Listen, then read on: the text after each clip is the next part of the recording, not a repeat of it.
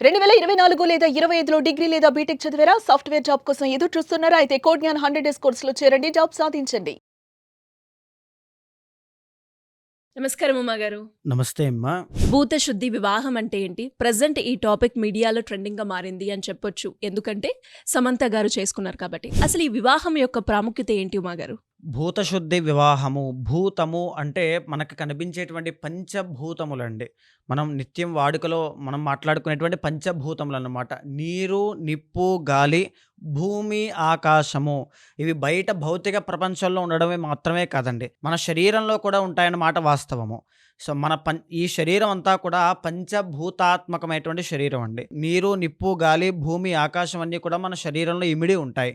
అయితే ఈ భూతశుద్ధి వివాహం అంటే ఏంటి అంటే, మన శరీరంలో ఉండేటువంటి పంచభూతాల్ని శుద్ధి చేసుకుని, వేరొక వ్యక్తితో మన జీవితాన్ని భాగస్వామిగా మనం ఎంచుకునేటప్పుడు, ఈ భూతశుద్ధి చేసుకోవడం వల్ల నిత్యము జీవితాంతము కూడా ఆనందంగా, శ్రేయస్సుతో, యశస్సుతో జీవించాలి అనేటువంటి ఆకాంక్ష ఉన్నటువంటి వాళ్ళు భూతశుద్ధి వివాహము అనేటువంటిది చేసుకుంటారు. ఇది యోగ మార్గంలో ఉండేటువంటి గురు పరంపర ద్వారా వచ్చేటువంటి ఒక సాంప్రదాయంలోనిది అండి. అందరూ కూడా ఈ వివాహ ప్రక్రియను పాటించాలి అని కాదు, పాటించకూడదని కూడా కాదు. ఎవరికి నచ్చినట్టుగా వాళ్ళు చేసుకోవచ్చు. భూతశుద్ధి వివాహము అంటే ఫర్ ఎగ్జాంపుల్, ప్రతి మనిషి మీద కొన్ని ఎనర్జీస్ అనేటువంటివి ఉంటాయండి. ఆ ఎనర్జీస్‌నే మనం వేదిక్ యాస్ట్రాలజీ ప్రకారము రవి అని, చంద్రుడని ఈ రకంగా మనం పిలుచుకుంటూ ఉంటాం. మనిషిలో కనిపించేటువంటి హుందాతనము, గౌరవం అంతా కూడా రవితో సూచన చేయబడుతుంది. మనస్సుకు సంబంధించిన ఎనర్జీ అంతా కూడా చంద్రుడితో సూచన చేయబడుతుంది. ఆ మనిషి యొక్క శారీరక ఆరోగ్యం అంతా కూడా కుజుడితో ఇండికేట్ చేయబడుతుంది. ఆ మనిషి యొక్క మేధాశక్తి అంతా కూడా బుధుడితో ఇండికేట్ చేయబడుతుంది. ఆ మనిషి యొక్క జ్ఞానము, విద్య అంతా కూడా గురుడితో ఇండికేట్ చేయబడుతుంది. ఆ మనిషి యొక్క సుఖము, ఆ మనిషిలో ఉండేటువంటి హార్మోన్స్ అన్నీ కూడా శుక్రుడితో ఇండికేట్ చేయబడతాయి. ఆ మనిషి పడేటువంటి కష్టం అంతా కూడా శనితో ఇండికేట్ చేయబడుతుంది. ఆ మనిషికి ఉండేటువంటి చెడ్డ గుణాలన్నీ కూడా రాహుతో ఇండికేట్ చేయబడతాయి. ఆ మనిషిలో ఉండేటువంటి ఆధ్యాత్మికత అంతా కూడా కేతువుతో ఇండికేట్ చేయబడతాయి. ఇలా జాతక చక్రంలో ఆ మనిషి యొక్క ఎనర్జీస్ ఏ విధంగా ఉన్నాయి, కుజ దోషం ఉంది అనేటువంటి విషయాన్ని మనం మాట్లాడుతూ ఉంటాం. కుజ దోషము అంటే ఏంటి అంటే, ఆ మనిషికి అంటే అది విమెన్ ఆర్ మెన్ ఎవరైనా సరే ఉండేటువంటి ఎనర్జీస్‌లో కొన్ని ఉండేటువంటి లోపాలన్నమాట.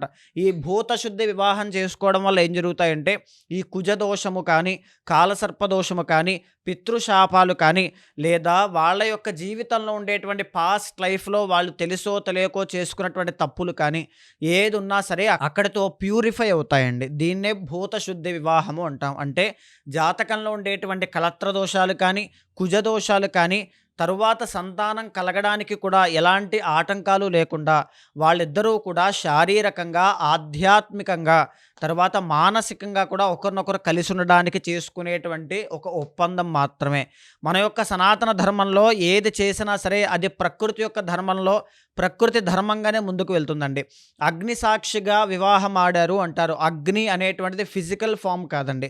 అగ్ని అనేటువంటిది మనం మానసికంగా ఒక ఫీల్ అయ్యేటువంటి ఒక ధర్మం అన్నమాట. అలానే భూత శుద్ధి అంటే మనలో ఉండేటువంటి పంచభూతాలని శుద్ధి చేసుకోవడం, నిష్కల్మషంగా, నిస్వార్థంగా ఆ ఉండేటువంటి క్రతువులో ఆ మనిషిని ఇష్టపడుతూ జీవితాంతము కలిసి ఉంటాననేటువంటి ఒప్పందమే భూతశుద్ధి వివాహం అమ్మ. ఈ మ్యారేజ్ చేసుకోవడం వల్ల ఎలాంటి ప్రయోజనాలుంటాయి ఉమా గారు? ఈ మ్యారేజ్ చేసుకోవడం వల్ల పలానా ప్రయోజనాలుంటాయి. ఈ పెళ్లి చేసుకోగానే మొత్తం మిరాకిల్ జరిగి ఇద్దరికీ కూడా కోట్ల సంపదలొస్తాయన్న మాట కాదండి. ఈ భూతశుద్ధి వివాహం చేసుకోవడం వల్ల ఏంటి అంటే, ఆధ్యాత్మికంగా డీప్ రూట్స్ అనేటువంటివి ధర్మం మీద ఉన్నటువంటి వాళ్ళకి ఆ విషయం మీద ఒక అవగాహన అనేటువంటిది కనబడుతూ ఉంటుంది.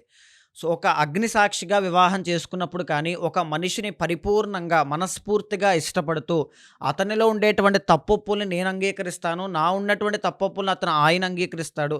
ఏ పని చేసినా ఇద్దరం కూడా మాట్లాడుకుని, చర్చించుకుని జీవితాంతము కూడా ధర్మం పట్ల ఆసక్తితో, సత్యం పట్ల శ్రద్ధతో ముందుకు వెళ్తామనేటువంటి మాట కోసము భూతశుద్ధి వివాహం అనేటువంటిది చేసుకుంటారు.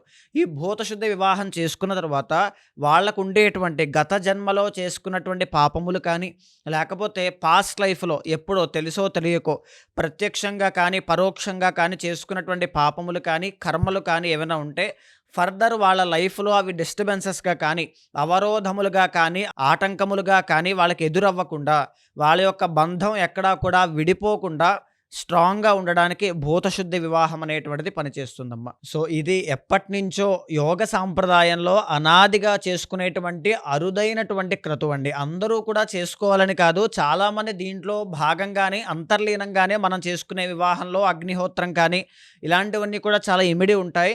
దానికి సంబంధించిన సాంప్రదాయంలోదే కొంచెం డిఫరెంట్‌గా ఉండేటువంటిది భూతశుద్ధి వివాహం అనమాట. సో, ఇది ప్రముఖ నటి అయినటువంటి సమంత గారు చేసుకోవడం వల్ల అఫీషియల్‌గా బయటికి చెప్పడం వల్ల ఇప్పుడు అందరికీ తెలిసింది గానీ, ఎప్పటినుంచో అనాదిగా వచ్చేటువంటిది, చాలా ఆశ్రమాల్లో చేసుకునేటువంటిది, యోగ సాంప్రదాయాన్ని వాళ్ళ జీవన విధానంలో అనుసరించేటువంటి వాళ్ళు ముఖ్యంగా ఈ భూతశుద్ధి వివాహం అనేటువంటిది చేసుకుంటూ ఉంటారమ్మా.